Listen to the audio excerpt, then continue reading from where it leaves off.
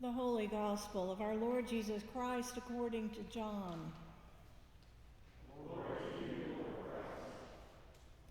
Pilate entered the headquarters again, summoned Jesus, and asked him, "Are you the king of the Jews?" Jesus answered, "Do you ask this on your own, or did others tell you about me?" Pilate replied, "I'm not a Jew, am I? Your own nation and the chief priests have turned you over to me. What have you done?" Jesus answered, "My kingdom is not from this world. If my kingdom were from this world, my followers would be fighting to keep me from being handed over to the Jews.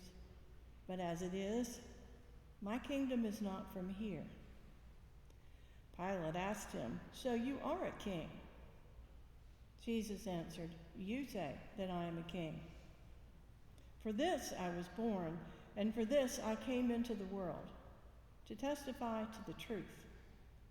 Everyone who belongs to the truth listens to my voice." The Gospel of the Lord. Praise to you, Lord Christ.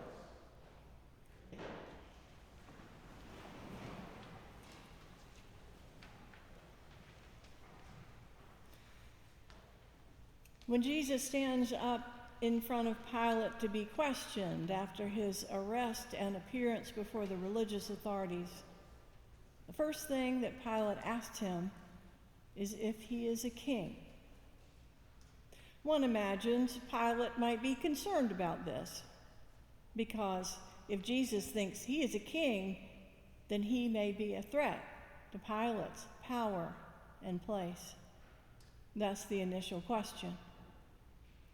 Jesus answered with a question of his own, as he often does, and then a little bit of explanation.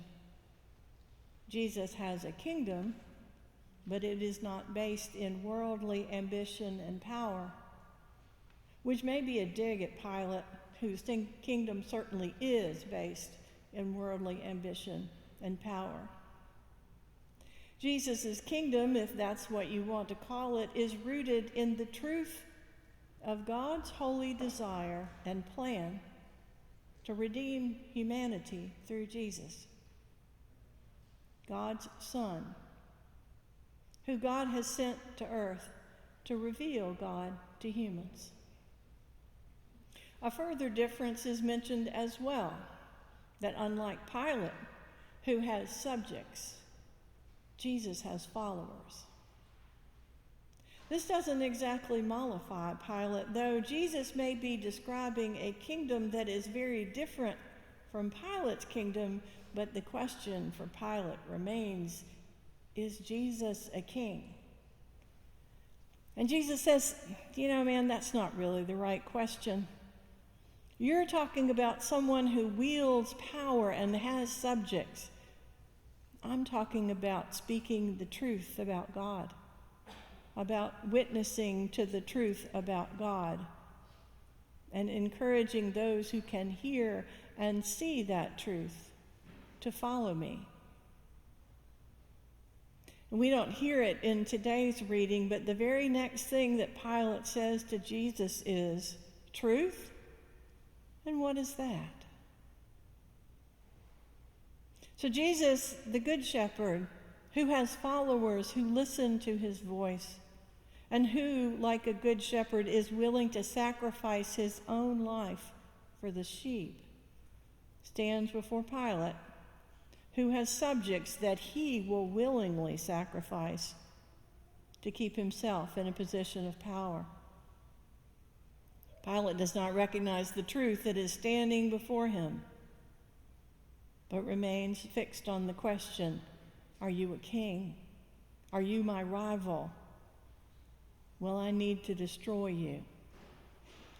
The truth for him, the truth Pilate, is interested in is what theologian Miroslav Volf calls the truth of power.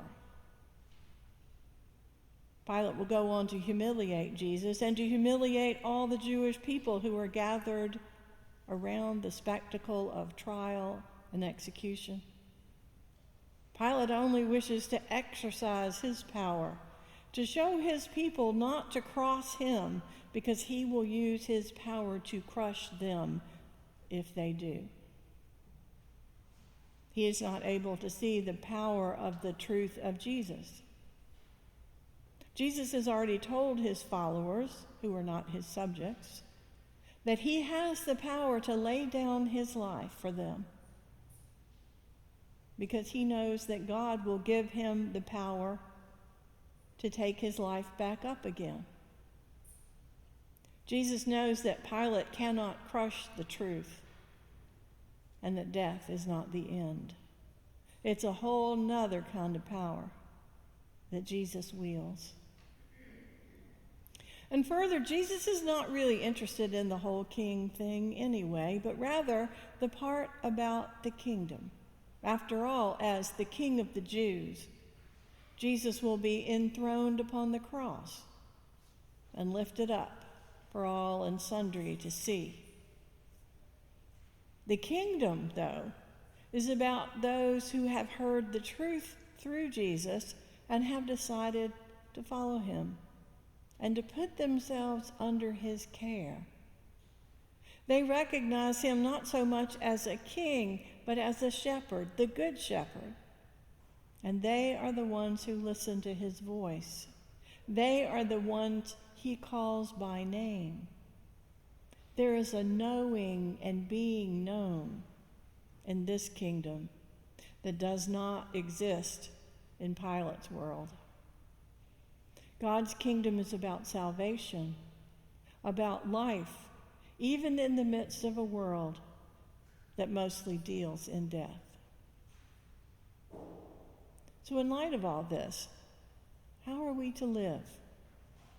This is always the question when we hear the truth of the gospel.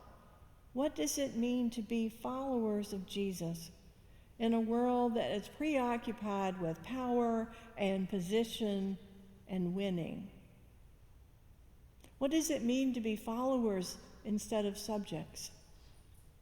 To be loved instead of despised? To experience life instead of scorn and humiliation?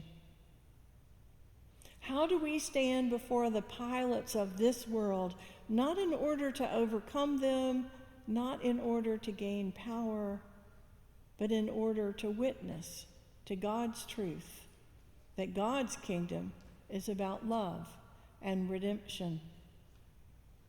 This question, how do we live, is not something that we can answer in just a few minutes. It's something we discern over time by opening ourselves to God to listen for the Spirit to lead us into truth. Next week, we begin the season of Advent, that time of holy anticipation and preparation that is in itself profoundly countercultural. Something we do while the rest of the world is decorating and buying presents and listening to songs about holly jollies and Santa babies. And while there is nothing wrong with all of those things, I do them too.